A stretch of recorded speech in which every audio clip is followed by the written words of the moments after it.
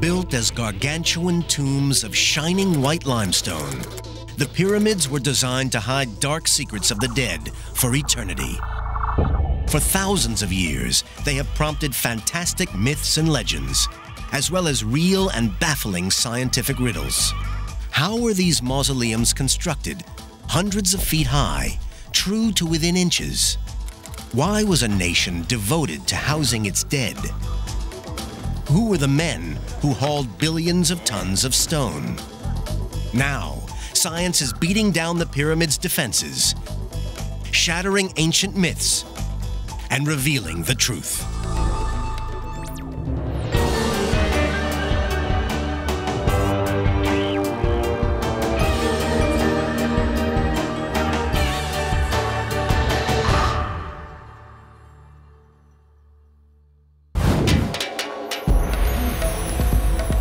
The pyramids of ancient Egypt stand like giant sentinels watching over the city of Cairo.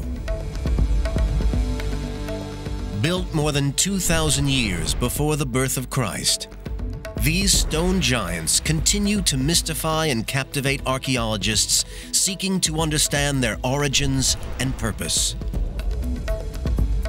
I think Egypt has such a grip on us because they had access to stone, and with that stone, they built the world's first skyscrapers. There's something about us that we see in that. The pyramid builders left no record of how they erected these massive superstructures, and thousands of years of myth and legend have hidden their real purpose. The only clues are the pyramids themselves. Scientists must study the stones to discover how these extraordinary buildings were constructed, and to learn who built them using simple, primitive technologies. These are very sophisticated monuments. The Great Pyramid is the high-tech of antiquity. The scale of the achievement is astonishing. The Great Pyramid is 481 feet tall and is made up of 2.3 million blocks, some weighing as much as 50 tons. The whole structure weighs almost 6 million tons. That's the equivalent of 16 Empire State Buildings. For 38 centuries, it was the tallest building on Earth. What's more, it's an incredibly precise piece of engineering.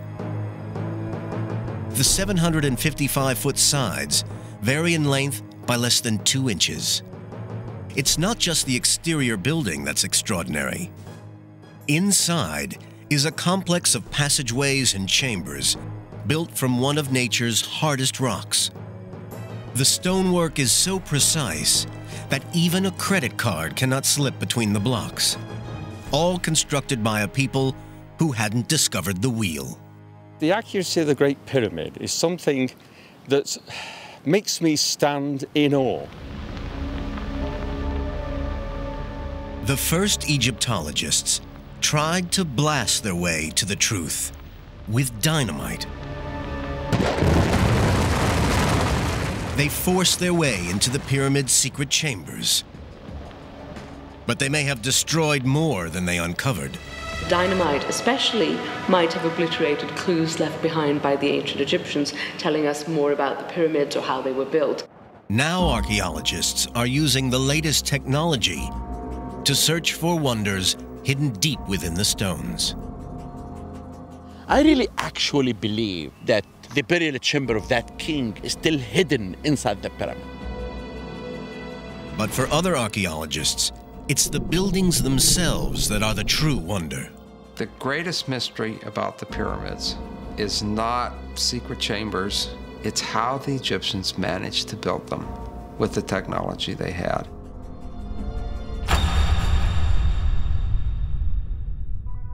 The ancient Egyptians didn't master pyramid building in one leap. It took long years of trial and error, and one near disaster for them to evolve from building simple mud constructions to the Great Pyramid at Giza. The first pyramids were built on the west bank of the River Nile around 2600 BCE. The earliest design was the Step Pyramid at Saqqara, possibly the oldest stone building on Earth. Rising 204 feet from the desert sands, this was a breakthrough in the history of construction. It didn't have smooth sloping sides, but instead rose in a series of levels or steps. The first flat-sided true pyramids were built 60 years later by the pharaoh Snefru. His son Khufu built the Great Pyramid, the first and largest of the 3 pyramids at Giza. And then, a series of smaller, highly decorated pyramids were built at Saqqara. How the Egyptians built these giant superstructures using the simple technology of the time is an ancient mystery. The first challenge was to survey the site and mark out the pyramid in the correct alignment. They chose the site with care to ensure that the bedrock was capable of supporting many millions of tons of limestone. The ancient architects then marked out the building so that each side was aligned to the points of the compass: north, south, east, and west. Today, we would use digital compasses and laser sighting equipment, but the ancient Egyptians had none of this technology. Instead, some experts think they looked to the skies. By observing where the polar stars rise and set, it's possible to calculate true north. First, the architects built a semicircular wall to act as a flat horizon. On this wall, they could mark the rising and setting points of a particular star as it rotated around north in the night sky. A line drawn exactly midway between these marks would point due north.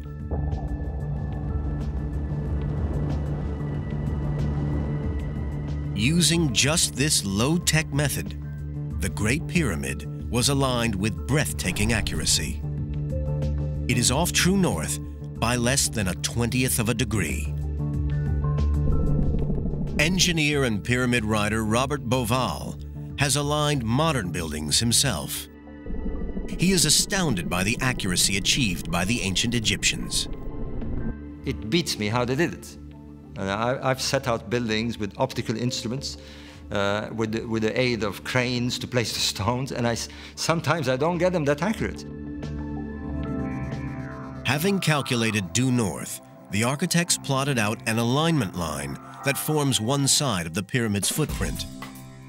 They then marked out the remaining 3 sides using measuring rods and cords. With the plan of the pyramid now set, the engineers then carved a level base out of the bedrock to support the giant structure. A perfectly horizontal foundation was needed for a precise and stable pyramid. British engineer Dennis Stocks is an expert in ancient Egyptian construction techniques. His work has unraveled many of the mysteries of pyramid building. Modern foundations are leveled with lasers and spirit levels. Stocks believes that the Egyptians used water. In order to get the pyramid base nice and flat and level, the ancient Egyptians used a channel. It's like this one here, only it would stretch all the way along 755 feet, the whole side of the pyramid. And then they would put some water in, and it would act as a kind of spirit level. All he has to do is follow the line of the water along it, and then he can be sure that the pyramid base will be truly level and truly horizontal. Stocks believes that such a water trench could have been built on a massive scale along the whole edge of the pyramid.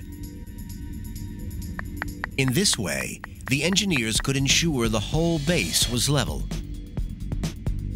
But to check that all 2.3 million blocks were kept level as the pyramid grew upwards, the Egyptians used another ingenious device.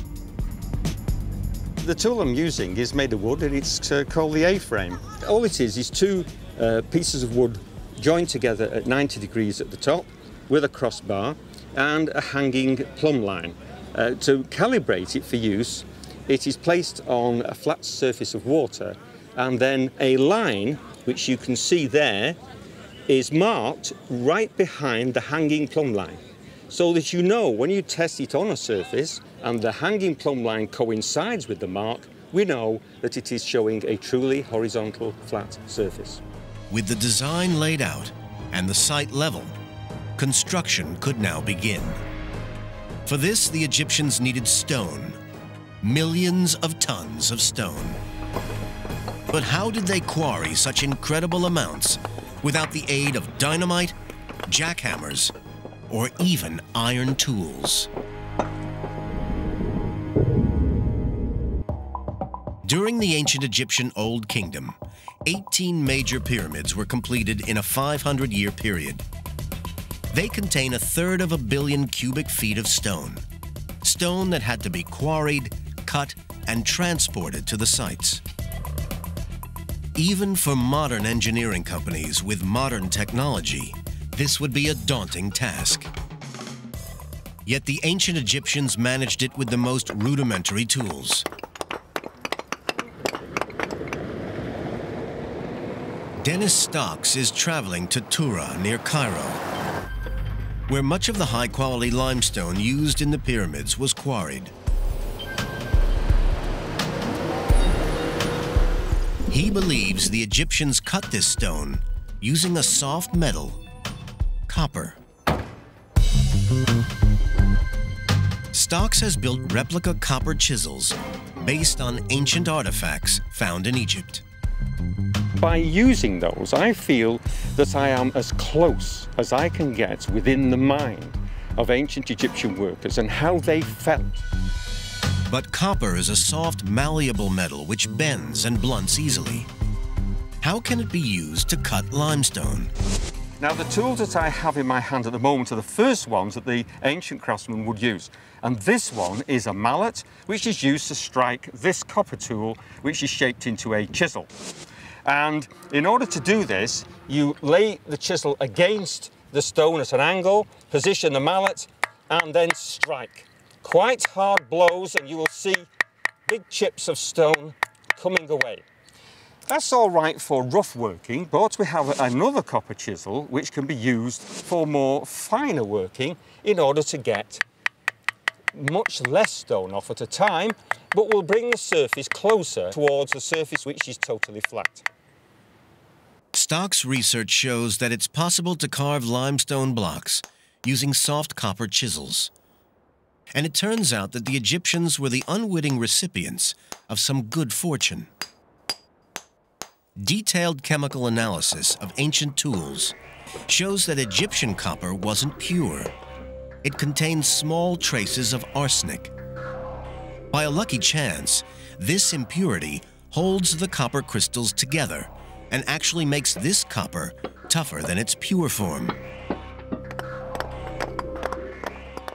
This fluke of chemistry helped the Egyptian stonemasons quarry most of the 2.3 million limestone blocks in the Great Pyramid. The pyramids are mostly made of the relatively soft rock limestone. But the Egyptians also used a much tougher kind of stone, granite. They used this hard, beautifully colored stone for the most important sections of the design, such as the king's chamber within the Great Pyramid. And copper chisels have absolutely no effect on this rock. Sophisticated modern quarrying tools can cut through granite, but the Egyptians had not even learned how to forge iron. Generations of archaeologists could not solve the puzzle of exactly how they cut these 50-ton granite blocks. But now, experimental archaeology is beginning to explain this technological mystery. Dennis Stocks thinks he has the answer. He believes the Egyptians did use copper saws, and not just ordinary saws. They didn't even have teeth. This material here is very hard granite, and to cut this you need a special tool, and this is a copper saw. But it's toothless, it's got no teeth at all. And you say, well, what's going to do the cutting? Well, it's sand, but it's the quartz crystals within the sand which embed themselves into the softer copper. And because the saw's dragging those crystals backward and forth within the slot, that actually does the cutting. And slowly, bit by bit, the stone is cut right the way through. Quartz crystals in the sand are so hard that they gradually grind through the solid granite. But using these saws, the ancient Egyptians could only have cut granite at a rate of 2 cubic inches an hour. It still would have taken 4 months to carve out the sarcophagus inside the Great Pyramid. With soft copper and a cutting edge provided by arsenic and sand, the Egyptians cut vast quantities of rock. They had to then assemble these blocks into a monument that could stand the test of time.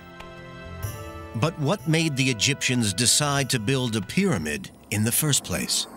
Why did they choose this now iconic shape? They were looking for a stable form.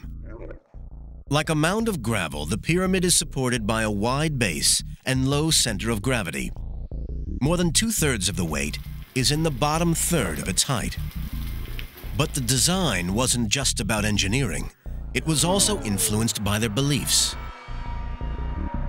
When people want to go up, to do so and have stability, a mound is very stable. But of course, there is a symbology in all of this. There may be several mystical influences behind the pyramid shape. One explanation looks at the worship of a mystical stone known as the Benben stone. Nobody knows where this legendary stone originated. Some think it was a meteorite. It has long since vanished, but the pyramidions, or capstones, that form the very top of the pyramids are modeled on the original pyramid-shaped Benben stone. Could this be the reason why pyramids are built in their distinctive form? But with the sun playing such a key role in Egyptian religion at the time, there is another possibility. Maybe the sun itself was the key. The pyramid can be seen as a stone representation of a sun ray coming down from the heavens. When the sun emerges from behind clouds, the beam created can sometimes resemble a pyramid.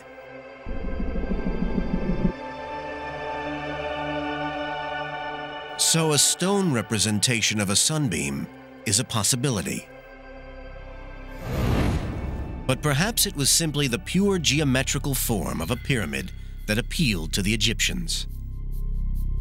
Ironically, the first pyramid, the step pyramid, didn't have smooth sloping sides. It rose in 6 separate layers. It was Pharaoh Snefru, the pioneer of pyramids, 60 years after the step pyramid was built, who created the first smooth-sided, true pyramid. This was a radical new concept, and its success would rest on a critical engineering decision. At what angle should the sides rise? The steeper the angle, the taller and heavier the pyramid would be. If they made it too steep, it might be too heavy for the foundations. Snefru's architects settled on an angle of 55 degrees. At first, things went well, but halfway through construction, cracks began to appear in the pyramid's internal chambers. According to a survey by Italian archaeologists Marigiolio and Rinaldi, the pyramid is built on soft, slaty clay. Only the edges rest on a solid stone foundation. As the pyramid rose, this soft core sank under the weight. The architects had to come up with an answer, or the pyramid might collapse. Construction stopped. Eventually, their dramatic solution changed the whole direction of the build. The architects decreased the angle of slope from 55 degrees to 43 degrees. This reduced the height of the pyramid by 100 feet and the weight by more than 400,000 tons. The engineer's mistake probably angered the pharaoh, but their solution was a success. 4,500 years later, the bent pyramid, as it's now known, still stands, though with its slightly unusual shape. Major pyramids would never again be built at such a steep angle.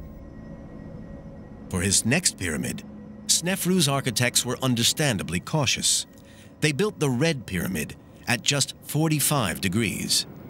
It has the shallowest angle of any of the Egyptian pyramids, and it's still standing. It's the oldest true smooth-sided pyramid in Egypt today. After this success, the architects grew more confident. They now built steeper and steeper, culminating in the angle of the Great Pyramid. Its sides climb at an angle of slightly less than 52 degrees, rising to a summit of 480 feet. But how did they manage to maneuver 2.5-ton blocks to such an incredible height without the crane or the block and tackle? It was a challenge to the ancient Egyptians, and still remains a mystery to modern archaeologists. Egyptologist Mark Lehner has spent 30 years studying the pyramids hands-on. My approach to the question was, where are the quarries? What kind of a ramp can you get from the quarry to the pyramid in a functional slope? Lehner and almost all Egyptologists believe that some kind of ramp was used to raise the stone blocks. The type of ramp remains a mystery. Did they approach the pyramid straight on? Zigzag up one side? Or spiral around it? It's not a problem that's been totally solved, and you know, I've given my suggestions, I've tried to base them in the landscape, but you know, a lot of it is still inference. Because the ramps were dismantled once the pyramid was complete, only fragments of evidence are available to archaeologists. But it was ramps and sheer muscle power that allowed millions of blocks to reach the summit. Once in position, the builders faced a new task. The blocks had to be fitted together. Surprisingly, in such a precise build, a large proportion of the internal stones were just roughly finished. The gaps between them were filled with rubble and gypsum mortar. In between the blocks were stuffed lots of limestone chippings mixed with a huge dollops of mortar. And it sets just like modern concrete. But every stone that would be visible when the build was completed was placed with amazing precision. In the Great Pyramid, the blocks of the burial chamber fit precisely. The sides of these blocks had to be almost perfectly flat to make these astonishing joins. This precision engineering was achieved using the most rudimentary of tools. Yes, we'll use this rods and string tool in order to find out whether the surface is truly flat. And by using a third rod, which is the same length as the other two rods joined by the string, which is now pulled very taut, we can see if it just slips under. Now, we've got a bit of a high spot there. Now, in ancient times, they would mark that simply by putting some red ochre on, just to remind the workers where to go to, and check along the length of the string. The ancient mason would use the rods and string to spot imperfections and then mark them with red ochre to show where more work was needed. Using two further tools, this one being a flint scraper and this one being a sandstone rubber, now we can use the marks as a guide to scrape away the high point like so. And it's obvious that as you scrape, the mark disappears, and with it, of course, the high spot. This same technique was also used in the final stage of construction. The rough internal blocks were covered with an outer casing of perfectly smooth stone. This was carved from the highest grade limestone and had to be carried across the Nile to the pyramid site. With this polished casing, the pyramid would have shone dazzling white in the Egyptian sun. But when the pyramids were newly encased in this special limestone, They must have been blinding in the sun like newly fallen snow. To achieve this, every casing stone was cut to sit perfectly with its neighbors. When complete, the Great Pyramid of Giza was covered with thousands of these facing stones. Sadly, they have long vanished, taken to build the mosques and castles of Cairo. But facing stones can still be seen on the cap of Khafre's pyramid. Even with all the Egyptian skills and tools, building the pyramids was still an incredibly hard task, requiring millions of man-hours to complete. Legend has long suggested that the pyramids were built by armies of slaves. The legends are wrong. Forensic archaeological discoveries are now putting a face on the people who really built the pyramids. The building of the pyramids was an enormous construction project requiring incredible manpower resources. Ancient histories tell of 100,000 men laboring on the Great Pyramid for 20 years. Modern experts believe 25,000 workers is a more realistic estimate. The job was completed during Pharaoh Khufu's 23-year reign. The workers would have put in over 250 million man-hours. Ancient Egypt was a rich land, but for such a mammoth undertaking, the builders would have had to source materials from across the whole country. The vast granite blocks had to be floated 600 miles down the Nile from the quarries at Aswan. Keeping a pyramid build on track was a logistical nightmare that would test even a modern engineering firm. Engineer Craig Smith has overseen vast construction sites and has analyzed how a pyramid build might operate. You don't have cell phones, you don't have pagers, you don't have laptop computers, you have millions of pieces of material that have to arrive at the right point in time. Egyptian communications depended upon papyrus and foot messengers. Yet they kept track of thousands of workers and countless millions of pieces of raw material. A present-day pyramid builder would have all the benefits of modern technology available to them. Where the Egyptians probably relied on the stars to align the pyramids, we would use lasers. Where the Egyptians used simple ramps, we would use giant tower cranes to raise the blocks. Today, motorized vehicles would transport building materials to the site. All the Egyptians had was muscle power and slow-moving boats. Craig Smith has calculated the cost of building a Great Pyramid in today's money. If you did it with limestone, it'd be about $4 billion and would take about 4 years. That's considerably less than the 23 years it's estimated it took to build the Great Pyramid. But we should not underestimate the scale of their achievement. The ancient Egyptian craftsmen would have had to place a block every 2 minutes, 270 blocks every single day for 23 years. And on top of its sheer scale, the pyramid was built to last for all eternity. We haven't built anything of that scale in recent times that probably has any likelihood of lasting 4,500 years. The Great Pyramid alone was a triumph of human ingenuity. But amazingly, the Egyptians built another 17 major pyramids. This pyramid building epic spanned 5 centuries and was perhaps the greatest construction project of all time. These pyramids are known by the names of the pharaohs who commissioned them, but the identity of the actual people who built them has long remained a mystery until now.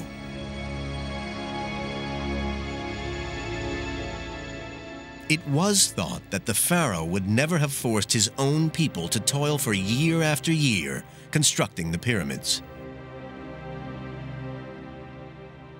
Instead, it was believed that they were built using slave labor, possibly the Israelites.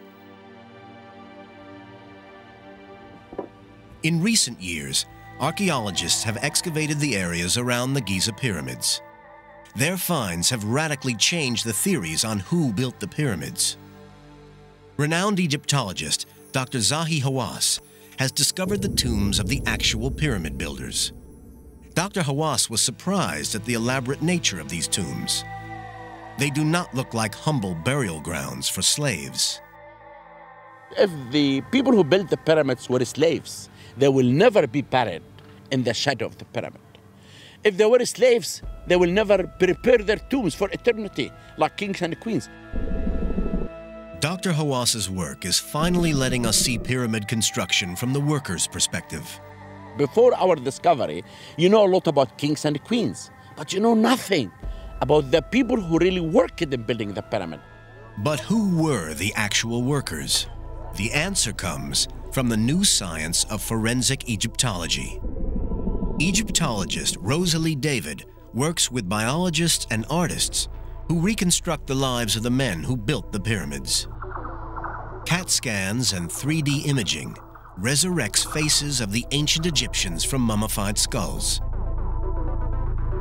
This is the reconstructed face of an Egyptian who lived thousands of years ago.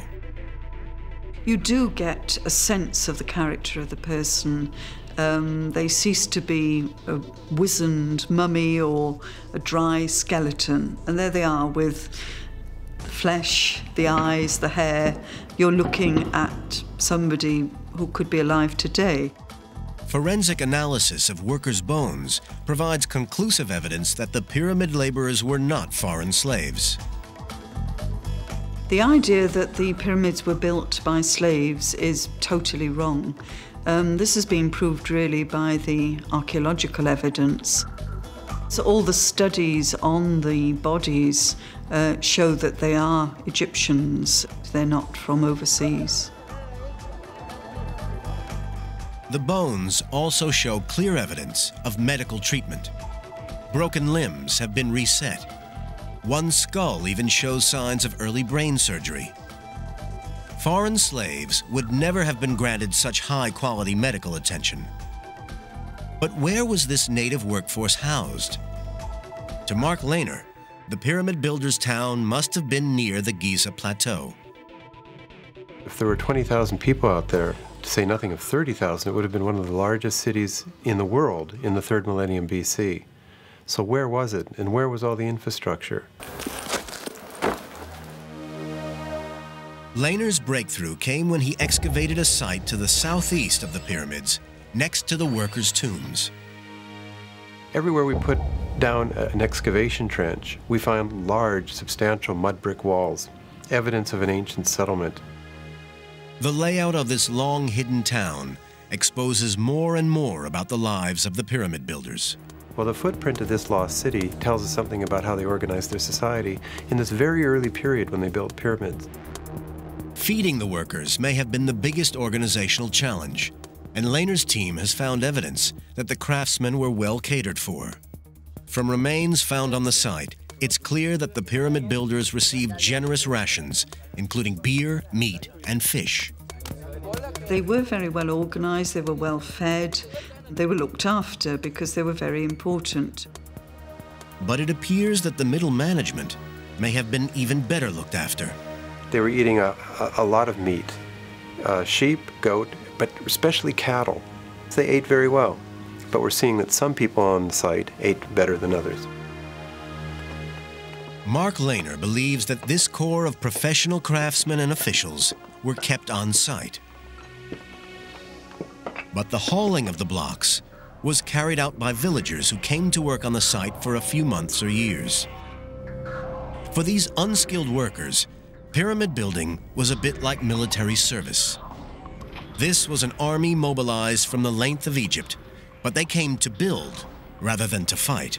What really fascinates me about the pyramids is not so much the king or the little man in the trenches, but the whole human network that could create something like the Great Pyramid of Khufu. But what drove the ancient Egyptians to dedicate so much energy and manpower to the pyramids?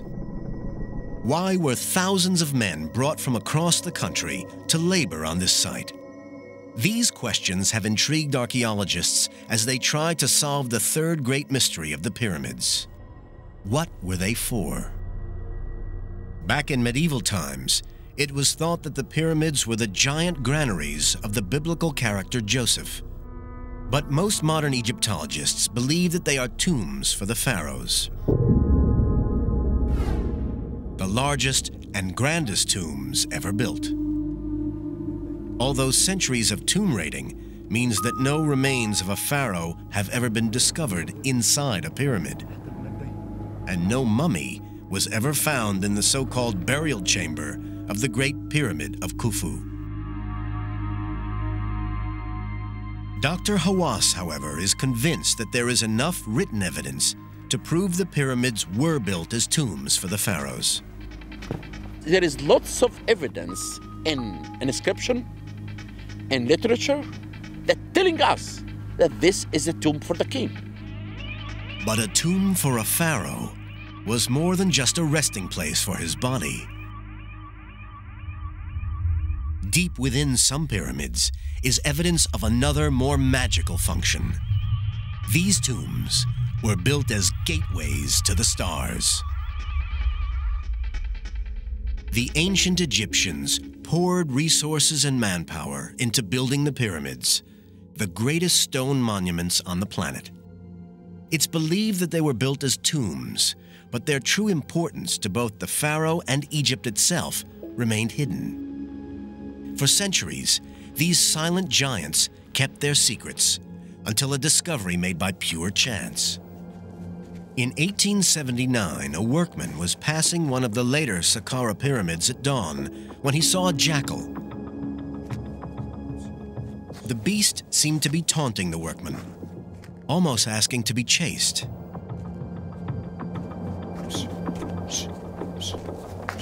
The workman then followed the animal into a hole near the pyramid. To his surprise, he found himself in a chamber. Lifting his lantern, he saw that the walls were covered with hieroglyphs. These ancient sacred writings had been hidden for thousands of years.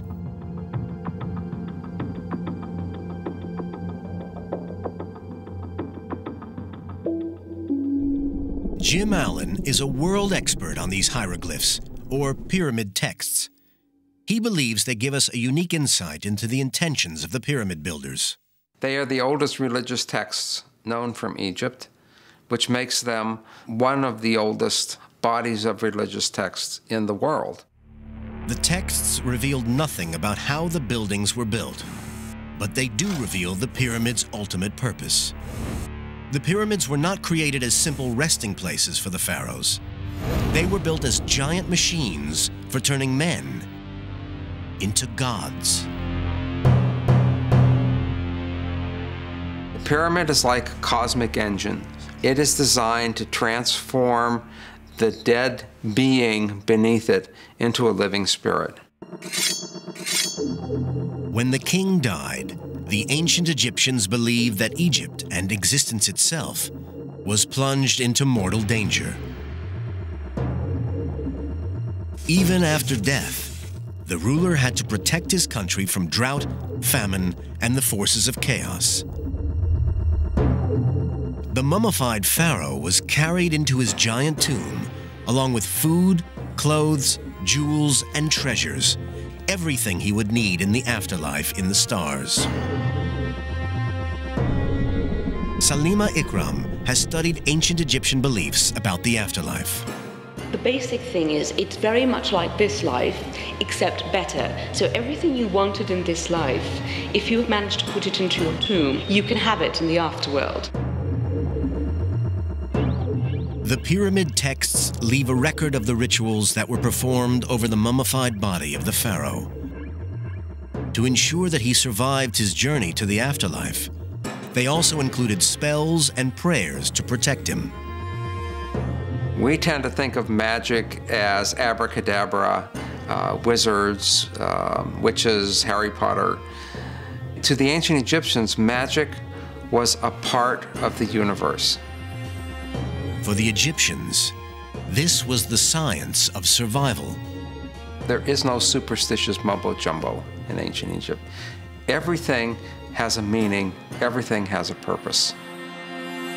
Once the rituals were completed, the pyramid was sealed, hopefully for all eternity. The pharaoh was then free to make his journey to the afterlife, to be reborn as an eternal star. But Robert Bauval, who has written extensively on the pyramids, believes that there is a further connection between the stars and the pyramids.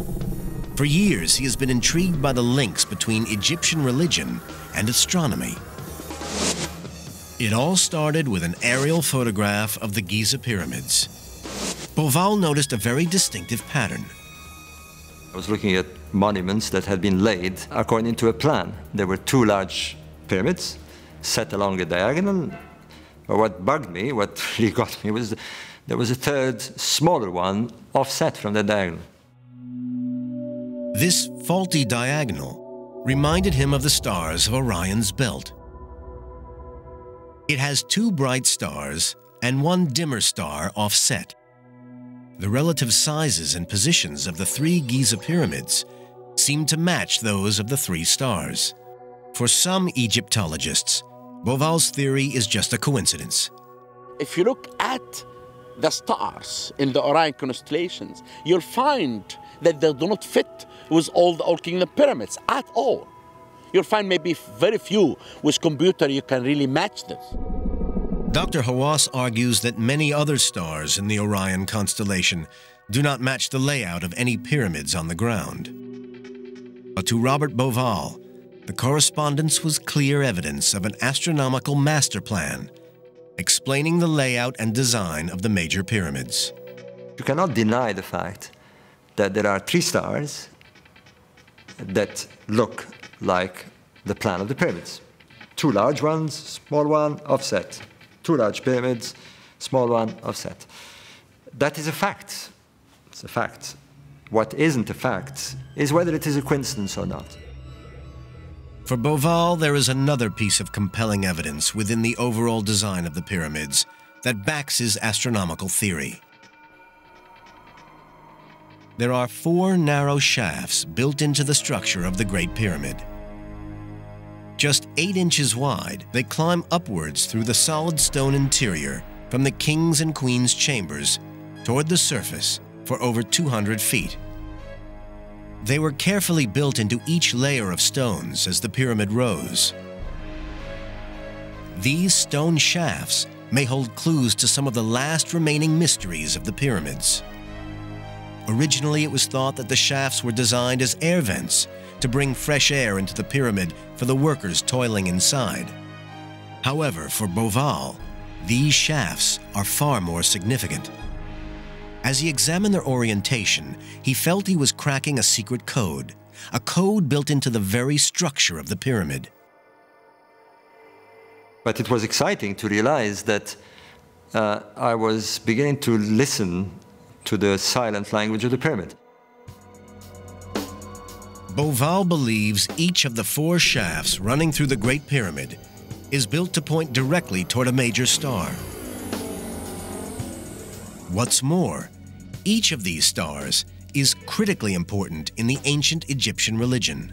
One of the southern shafts points toward Sirius, the counterpart of the goddess Isis, while the other points to Al-Nitak, one of the stars in Orion's belt. This constellation was the heavenly equivalent of Osiris, the Egyptian god of death and resurrection. The star shafts may be aligned this way to help the spirit of the pharaoh ascend to heaven, to join the god Osiris and become a star alongside him. For Bauval, this realization was like solving an ancient riddle. So we have a kind of language, if you like. I call it astroglyphics. The pyramid speaks through its architecture and through its symbolic astronomy. Although Bauval's theory is totally rejected by some Egyptologists, other mysteries and rumors still surround the shafts. Dr. Hawass believes that they may lead to unseen treasure within the pyramid's core. If I'm right, this will be the most important discovery in Egypt and in the world.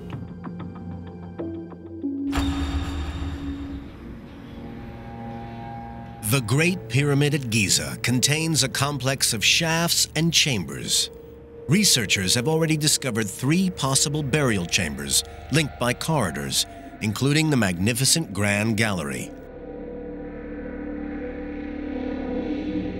But in recent years, interest has focused on 4 mysterious shafts that run from the King and Queen's chambers toward the surface. These narrow channels are surrounded by rumors of hidden chambers and astrological links. In the 1980s, a French team studied the structure of the Great Pyramid using microgravimetric techniques which detect variations in the density of objects. Their study identified several areas of differing density, suggesting that there may be undiscovered chambers near the top of the pyramid. In 1993, Dr. Zahi Hawass worked with a German robotics team to explore the shafts in the Queen's chamber. What they discovered rocked Egyptology. After 200 feet exactly, the robot was stopped in front of a door with 2 copper handles. The southern shaft was sealed by a solid limestone slab, which blocked the robot exploring further. In 2002, a different team went back with a more advanced robot. It carried drilling equipment designed to cut through the limestone panel. Remote sensing techniques, similar to those used to find earthquake survivors, had revealed that the slab was only 3 inches deep. The robot climbed up the narrow shaft and drilled a small hole, just big enough for a tiny camera to pass through. What the camera revealed was totally unexpected. Another limestone door across the shaft. For some observers, it was a bitter disappointment. But for Dr. Hawass, this was still an important find. We are not looking for the doors of Alibaba and the 40 thieves. We are looking for archaeology. Then anything that you discover inside the pyramid, it's a major discovery. Behind this second door is a region of the pyramid unseen for over 4,500 years. Dr. Hawass believes that a hidden chamber may lie behind the limestone slab. He is now ready to go back inside the Great Pyramid and believes he may find the ultimate archaeological prize. I still believe that the burial chamber of Khufu is still hidden inside the pyramid, that we're going to go through the first door and the second door to find out what is the mystery behind them. If Dr. Hawass uncovers the tomb, it could be the greatest find ever, greater even than the discovery of the tomb of King Tut. Here may lie the last mystery of the pyramids, the final resting place of Khufu, one of the greatest of pharaohs. Sealed since the day when the pyramid was finally completed and stood gleaming in the desert sun. The Great Pyramid is the only wonder of the ancient world left standing. Its polished stone casing has long gone, and it has lost 30 feet in height since it was built. But even at that rate, it might take another 65,000 years before it disappears from the skyline. The pyramids stand as a testament to the extraordinary skills of the people who built them. They tower over history itself, truly among the greatest achievements of mankind, past and present. They stand there against all the odds after thousands of years, and they trumpet immortality. As the ancient Arab proverb says, man fears time, yet time fears the pyramids.